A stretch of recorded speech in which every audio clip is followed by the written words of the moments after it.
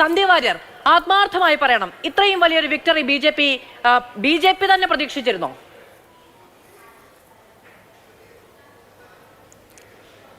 അല്ല, കേരളത്തിലെ കോൺഗ്രസും കേരളത്തിലെ മാധ്യമപ്രവർത്തകരും ഒരിക്കലും BJP വിജയിക്കില്ല എന്ന പ്രതീക്ഷയിലായിരുന്നല്ലോ ഇന്ന് 11 മണി വരെ ഉണ്ടായിരുന്നത്. അതെല്ലാം കേരളത്തിലെ ജനങ്ങൾ കണ്ടതാണല്ലോ. പക്ഷേ ഇവിടെ എനിക്ക് രസകരമായി തോന്നിയത്, നേരത്തെ നിങ്ങൾ നൗഷാദിനോട് ചോദ്യം ചോദിച്ചു, കോൺഗ്രസിൻ്റെ ഇലക്ഷൻ സ്ട്രാറ്റജി പഴകിയതാണോ എന്ന്. കോൺഗ്രസിൻ്റെ ഇലക്ഷൻ സ്ട്രാറ്റജി മാത്രമല്ല, തോൽക്കുമ്പോൾ ന്യായീകരണ ക്യാപ്സ്യൂളുകളും പഴകിയത് തന്നെയാണ് ഇവിടെ ആവർത്തിച്ച് ഉപയോഗിച്ചുകൊണ്ടിരിക്കുന്നത്. തെരഞ്ഞെടുപ്പ് കമ്മീഷൻ ഈവൻ EVM-നെ വരെ കുറ്റം പറയുകയാണ്. ഇത് എന്തൊരു മോശമാണ്. ഒരു ജനാധിപത്യ വ്യവസ്ഥയിൽ ഒരു പാർട്ടി തെരഞ്ഞെടുപ്പിൽ തോൽക്കാം ജയിക്കാം, ഇതൊക്കെ സ്വാഭാവികമായിട്ടുള്ള കാര്യങ്ങളാണ്. തൊട്ടപ്പുറത്ത് കാശ്മീരിലെ EVM നല്ലതും ഇപ്പുറത്ത് ഹരിയാനയിലെ EVM മോശവുമാവുന്നത് എങ്ങനെയാണ്? കാശ്മീരിൽ തെരഞ്ഞെടുപ്പ് നടത്തിയതും ഹരിയാനയിൽ തെരഞ്ഞെടുപ്പ് നടത്തിയതും ഒരേ തെരഞ്ഞെടുപ്പ് കമ്മീഷനാണ്. രണ്ട് സംസ്ഥാനങ്ങളിലും തെരഞ്ഞെടുപ്പ് നടന്നത് EVM-ലാണ്.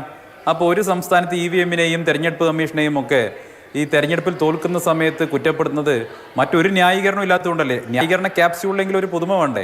ഇവിടെ BJP നോക്കൂ, തുടർച്ചയായി 10 വർഷം ഭരിച്ച ഒരു സംസ്ഥാനമാണ്. BJP ഭരിക്കുന്ന ഒട്ടുമിക്കവാറും സംസ്ഥാനങ്ങളിലും തുടർഭരണം നിലനിർത്താൻ BJP കഴിയുന്നുണ്ട് എന്നുള്ളത് BJP മുന്നോട്ട് വയ്ക്കുന്ന ഒരു പ്രോ ഡെവലപ്മെൻറ്റ് അല്ലെങ്കിൽ വികസനോന്മുഖ രാഷ്ട്രീയത്തിനോടുള്ള ജനങ്ങളുടെ താല്പര്യം കൊണ്ടാണ്. ഈ നാട്ടിലെ സാധാരണക്കാരായ ജനങ്ങൾ, പാവപ്പെട്ടവർ, അതുപോലെ തന്നെ യുവാക്കൾ, കർഷകർ, അങ്ങനെ സ്ത്രീകൾ, ഇവരെല്ലാവരും തന്നെ BJPയുടെ വികസനോന്മുഖ രാഷ്ട്രീയത്തോട് യോജിക്കുന്നു, BJPയോടൊപ്പം നിൽക്കാൻ ആഗ്രഹിക്കുന്നു, മോദിയോടൊപ്പം നിൽക്കാൻ ആഗ്രഹിക്കുന്നു എന്നുള്ളതിൻ്റെ ഏറ്റവും പ്രധാനപ്പെട്ട ലക്ഷണം തന്നെയാണ് ഈ തെരഞ്ഞെടുപ്പ് വിജയം എന്നാണ് ഞങ്ങൾ കരുതുന്നത്. പ്രത്യേകിച്ച് ഹരിയാനയിലെ സർക്കാർ, ഇപ്പോൾ മനോഹർ ലാൽ ഖട്ടർ ആണെങ്കിലും അതിനുശേഷം നായിബ് സൈനിയാണെങ്കിലും നടത്തിയിട്ടുള്ള പ്രവർത്തനങ്ങൾ, പ്രത്യേകിച്ച് സാധാരണക്കാരായ ജനങ്ങളുടെ ഇടയിലേക്ക് കടന്നു ചെല്ലാൻ ഹരിയാന സർക്കാർ നടത്തിയിട്ടുള്ള ഒട്ടേറെ പരിശ്രമങ്ങളുണ്ട്.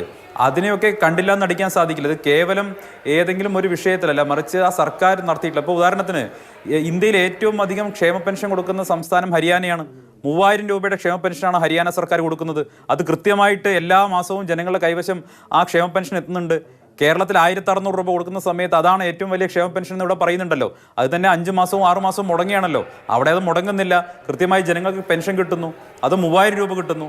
അതൊക്കെ ഒരു വലിയ മാറ്റമല്ലേ? സ്ത്രീകൾക്കും കുട്ടികൾക്കും ഉള്ള പദ്ധതികൾ, അങ്ങനെ നിരവധിയായിട്ടുള്ള പദ്ധതികൾ ഹരിയാന സർക്കാർ നടപ്പാക്കുന്നു. കർഷകർക്ക് വേണ്ടിയുള്ള പദ്ധതി നടപ്പാക്കുന്നു. ഇവിടെ ഏറ്റവും പ്രധാനപ്പെട്ട കാര്യം എന്ന് പറയുന്നത്, കഴിഞ്ഞ കുറെ കാലമായി ശരിയാണ്, ഞാൻ ചോദിച്ചത് വിജയത്തിന്റെ ഫോർമുല നിങ്ങൾക്ക് കൃത്യമായി പറയാൻ കഴിയും. ഈ ഘട്ടത്തിൽ നിങ്ങൾക്ക് വലിയ ആത്മവിശ്വാസം നൽകുന്ന ഒരു റിസൾട്ടാണ് അവിടെ ഉണ്ടായിരിക്കുന്നത്. ഞാൻ ചോദിച്ചത്, ഇത്രയും വലിയൊരു വിക്ടറി BJP പ്രതീക്ഷിക്കുന്നുണ്ടായിരുന്നു എന്നുള്ളതാണ്. 200 ദിവസം മാത്രമേ ആയിട്ടുള്ളൂ സേനി അവിടെ CM ആയിട്ട്. എന്തായാലും ഒരു തെരഞ്ഞെടുപ്പിന് തൊട്ടു മുമ്പ് അങ്ങനെ ഒരു മാറ്റം വരുന്നത് ഭരണവിരുദ്ധ വികാരമുണ്ടെന്ന് നിങ്ങൾ തന്നെ തിരിച്ചറിഞ്ഞതുകൊണ്ടല്ലേ? അല്ല, സ്വാഭാവികമായിട്ടും 10 വർഷക്കാലം ഭരിക്കുന്ന സമയത്ത് സ്വാഭാവികമായിട്ടും ഒരു ആൻറ്റി ഇൻകംപൻസി ഫാക്ടർ ക്രിയേറ്റ് ചെയ്യപ്പെടാം. അതില്ലാന്ന് ഞാൻ പറയുന്നില്ല, അതിനെ ഡിനേ ചെയ്തുകൊണ്ട് കാര്യമില്ല. സത്യമല്ലാതാകുന്നില്ല. ആൻറ്റി ഇൻകംപൻസി ഫാക്ടർ സ്വാഭാവികമായിട്ടും തീർച്ചയായിട്ടും ഉണ്ടാകും. കാരണം എല്ലാ ആളുകളെയും ഒരേപോലെ തൃപ്തിപ്പെടുത്തിക്കൊണ്ട് ഒരു സർക്കാരിന് മുന്നോട്ട് പോകാൻ സാധിക്കില്ല. പക്ഷേ ഇവിടെ ഒരു അത്ഭുതം എന്ന് പറയുന്നത്, ഇവിടെ ആൻറ്റി ഇൻകംപൻസി ഫാക്ടർ അല്ല, പ്രോ ഇൻകംപൻസി ഫാക്ടർ ഹരിയാനയിൽ ഉണ്ടായി എന്നുള്ളതാണ്. അതും എങ്ങനെ? ഇവിടെ വലിയ തോതിലുള്ള നുണപ്രചരണങ്ങളുടെ ഒരു പെരുമഴക്കാലം തന്നെ ഉണ്ടായല്ലോ ഹരിയാനയിൽ. ഉദാഹരണത്തിന് കർഷക സമരവുമായി ബന്ധപ്പെട്ട് എന്തൊക്കെയാണ് പറഞ്ഞത്? കർഷക സമരം കൊടുമ്പിരിക്കൊണ്ട പ്രദേശങ്ങളിൽ BJP പച്ച തൊടില്ല എന്നാണ് പറഞ്ഞത്. കർഷക സമരം നടന്ന മേഖലകളിലൊക്കെ BJP ഉജ്ജ്വലമായിട്ടുള്ള വിജയം നേടി. കർഷക കുടുംബങ്ങളിൽ നിന്നൊക്കെ BJPക്ക് അനുകൂലമായിട്ട് വോട്ട് രേഖപ്പെടുത്തി. അതുപോലെ ജവാന്മാർ, അഗ്നിവീർ പദ്ധതിക്ക് അനുകൂലമായിട്ടുള്ള ജനവിധിയല്ലേ ഉണ്ടായത്? ഏറ്റവും അധികം എന്തിനാ സൂചിപ്പിക്കുന്നത്? അഗ്നിവീർ പദ്ധതിയെ അവിടുത്തെ യുവാക്കൾ നെഞ്ചോട് ചേർത്തു എന്നുള്ളതാണ് ഏറ്റവും പ്രധാനപ്പെട്ട കാര്യം. അതുപോലെ തന്നെ ഒളിമ്പിക്സുമായി ബന്ധപ്പെട്ട്, അതല്ലെങ്കിൽ വിനേഷ് ഫോഗട്ടുമായി ബന്ധപ്പെട്ട് ഉയർന്ന പ്രശ്നങ്ങൾ പോലും, ഒളിമ്പിക്സ് നടന്നുകൊണ്ടിരിക്കുന്ന സമയത്ത് പോലും പാർലമെന്റിനകത്ത് ഇതെന്തോ BJP ചെയ്ത കുറ്റം പോലെ അവതരിപ്പിക്കാൻ ശ്രമിച്ചു. അത്തരം സാഹചര്യങ്ങളുണ്ടായി. എന്നിട്ട് പോലും ഞങ്ങൾ വളരെ അവധാനതയോടുകൂടി മാത്രം ആ വിഷയത്തെ സമീപിച്ചു. ഞങ്ങൾക്കെതിരായിട്ടുള്ള പ്രചരണത്തിന് വേണ്ടി അത് ഉപയോഗിച്ചു. എന്നിട്ട് പോലും ഹരിയാന പോലെ എനിക്ക് നേരിട്ടറിയാവുന്ന സ്ഥലമാണ് ഹരിയാനയിൽ. ഗ്രാമീണ തലങ്ങളിൽ, ഗ്രാമപ്രദേശങ്ങളിൽ അവരുടെ ഹൃദയ വികാരമാണ് ഗുസ്തി എന്ന് പറയുന്നത്. ഞാൻ അവിടുത്തെ ചില ഗ്രാമങ്ങളിൽ പോയ സമയത്ത് അവിടുത്തെ ഗ്രാമീണർ വലിയ താല്പര്യത്തോടു കൂടി നമുക്ക് അവരുടെ ഗുസ്തി പരിശീലന കളങ്ങൾ കാണിച്ചു തന്നു. വൈകുന്നേരം അവർക്ക് നടത്തുന്ന ഗുസ്തി പരിശീലനം കാണിച്ചു തന്നു. അവിടെ MBA പഠിച്ച IT കമ്പനി ജോലി. വിനേഷ് ഫോഗട്ട് ജയിച്ചത് ഒരു ഈസി വാക്ക് ഓവർ സീറ്റിലല്ല. കഴിഞ്ഞ തവണ കോൺഗ്രസ് 3ാം സ്ഥാനത്തേക്ക് പോയ സീറ്റിലാണ് അവിടെ വിനേഷ് ഫോഗട്ട് ജയിക്കുന്നത്. ഒന്നാമത്തെ കാര്യം. നോക്കൂ, 2014 നിങ്ങൾ ആദ്യം അധികാരത്തിലേക്ക് വരുന്ന സമയത്ത് കോൺഗ്രസ് 3ാം സ്ഥാനത്തേക്കാണ് പോകുന്നത്. INLD ആണ് അവിടെ 2ാം സ്ഥാനത്ത്. അന്ന് 20% വോട്ടിലേക്ക് വീണുപോയ കോൺഗ്രസ് 2019 ആകുമ്പോൾ 28% വോട്ടിലേക്കും 2ാം സ്ഥാനത്തേക്കും വരുന്നു. ഈ തെരഞ്ഞെടുപ്പ് ആകുമ്പോൾ അവര് 39% വോട്ടിലേക്ക് വരുന്നുണ്ട്. മറ്റു പാർട്ടികൾ INLDയും JJPയും ഏതാണ്ട് നാമാവശേഷമാകുന്നു. ആം ആദ്മി പാർട്ടിക്ക് പച്ച തൊടാൻ കഴിയുന്നില്ല. നിങ്ങളുടെ എതിരാളി കോൺഗ്രസ് ആണല്ലോ. ഒരു ബൈപോളാർ കോൺഗ്രസ് ഉണ്ടാവുന്നു. ശരിയാണ്, BJPയോട് മുട്ടി കോൺഗ്രസ് പരാജയപ്പെട്ടു പോയി. പക്ഷേ കോൺഗ്രസ് എന്ന് പറയുന്നത് നിശേഷം തുടച്ചു നീക്കാൻ കഴിയുന്ന ഒരു രാഷ്ട്രീയ ശക്തിയല്ല. ചാരത്തിൽ നിന്നും ഉയർത്തെഴുന്നേറ്റ് വരും.